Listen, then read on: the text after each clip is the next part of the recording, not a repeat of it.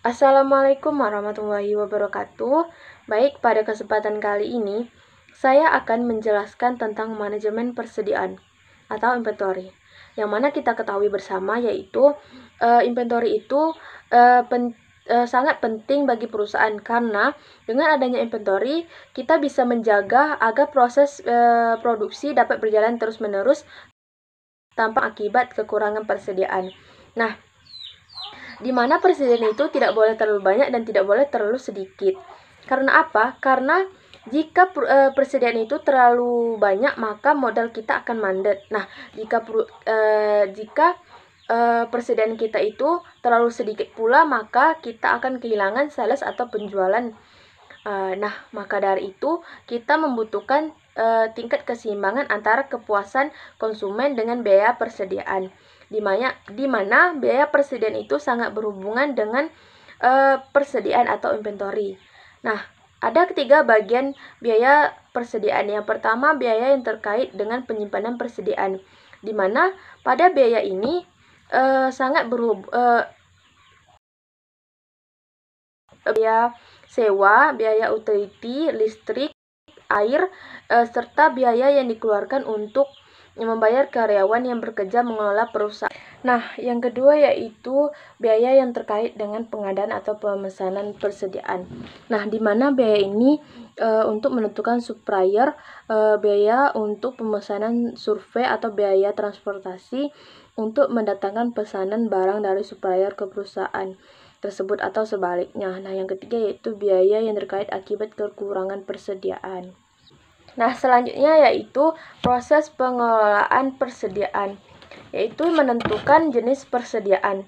Karena banyaknya item barang yang disimpan oleh perusahaan, kita harus menentukan mana barang-barang yang menjadi prioritas dengan kualitas yang baik. Nah, untuk menentukan itu ada pendekatan klasifikasi ABC.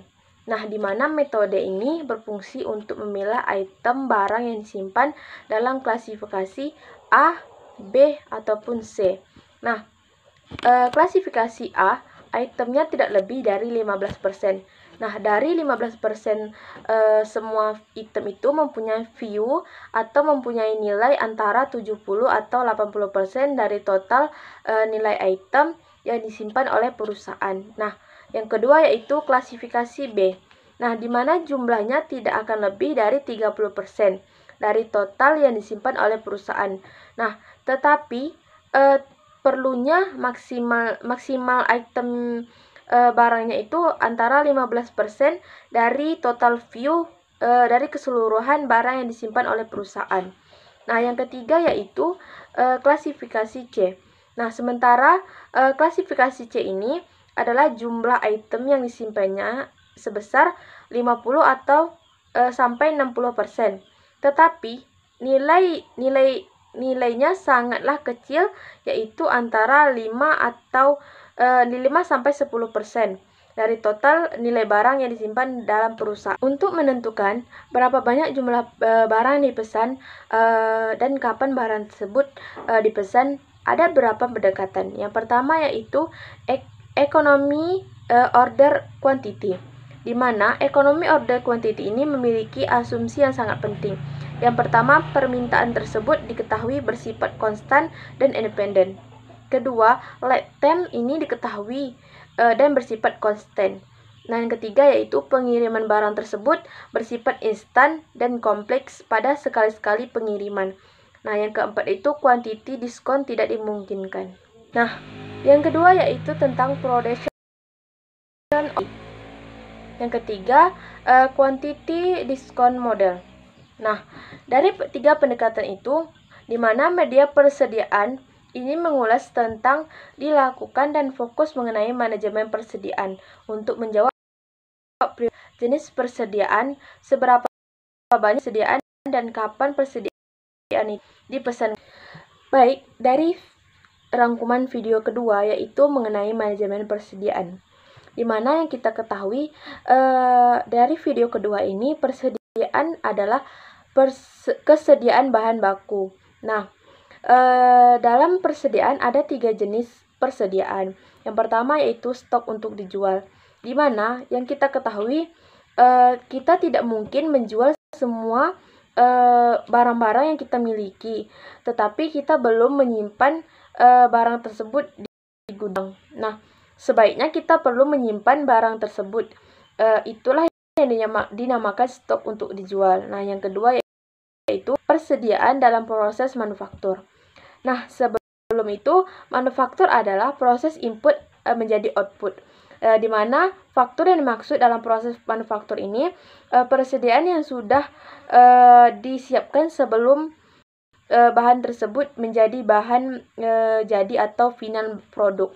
Nah, yang ketiga yaitu bentuk bahan baku yang belum digunakan. Nah, biasanya bahan baku yang belum digunakan ini ditempatkan di tempat. Nah, tujuan dari menjaga persediaan yaitu yang pertama menstabilkan produksi, kedua mengambil keuntungan atau mendapatkan diskon, ketiga menghindari kehilangan permintaan dari konsumen, keempat mengantisipasikan perubahan kondisi pasar.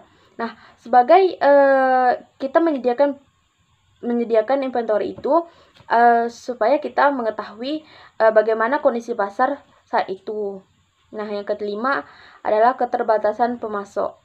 Di dalam persediaan memiliki pengawasan. Yang pertama untuk memastikan kecukupan suatu produk. Kedua, memastikan investasi pada PSIA atau minimum. Ketiga, mengefisiensikan pembelian persediaan konsumen bahan baku.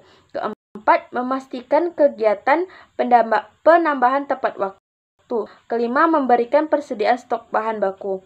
Nah, dari tujuan tersebut, ada manfaat dari pengawasan persediaan. Yang pertama, menjaga hubungan baik dengan pelanggan atau konsumen. Yang kedua, melancarkan produk agar produk itu tidak putus. Yang ketiga itu modal kerja. Dan yang keempat adalah selanjutnya yaitu standarisasi.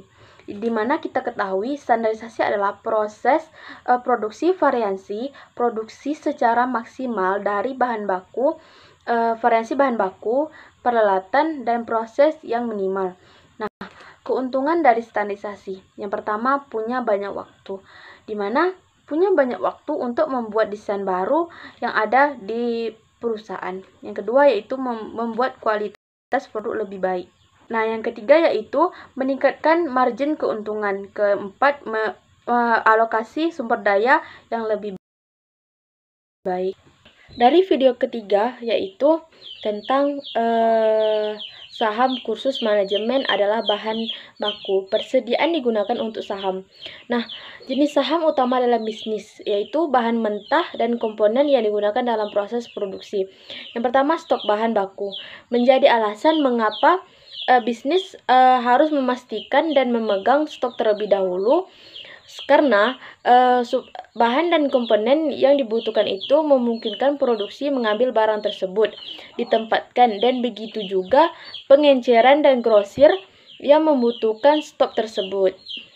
Nah, lalu kita bisa menjual ke pelanggan-pelanggan untuk dapat mengambil permintaan pelanggan tersebut. Di dalam memegang saham, ada kategori yang perlu diperhatikan. Yang pertama itu jumlah saham yang dipegang akan terkait dengan kebutuhan untuk memenuhi permintaan pelanggan. Kedua, kita perlu berhati-hati dalam mengelola modal. Bagaimana pengaruhnya jumlah saham adalah sejauh mana kita perlu mengelola jumlah modal yang diikat dalam persediaan dan saham. Ketiga, risiko kehilangan nilai saham. Nah, karena semakin lama kita memegang saham, maka semakin besar pula risiko yang akan kita tanggung. Baik, hanya itu yang dapat saya rangkum dari video 1, 2, dan 3. Akhir wassalam, wabillahi taufiq wal hidayah. Wassalamualaikum warahmatullahi wabarakatuh.